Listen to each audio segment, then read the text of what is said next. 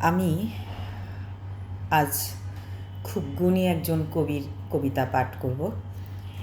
কবিতার নাম অস্বীকার করে দেখাও আমাকে।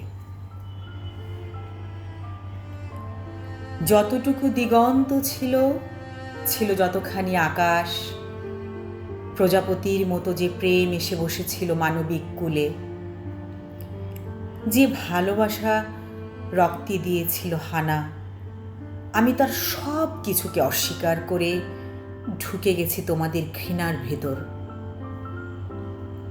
পারো তো আমাকে অস্বীকার করে দেখাও।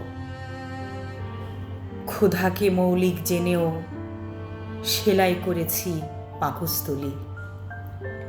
তোমাদের অপমানের ভেতর আমি সেই শব্দহীন তীব্র বন্দুক, যে পৃথিবীর সবচেয়ে বেশি শব্দহীনতায় বাজে। আমি কোনো পথে নেই, উৎসবে নেই ফুল কিংবা ভাতের বাগানে। আমি কোথাও নেই, অথচ আমি আছি। সবচেয়ে বেশি আছি আমার না থাকা জুড়ে। পারো তো আমাকে অস্বীকার করে দেখাও।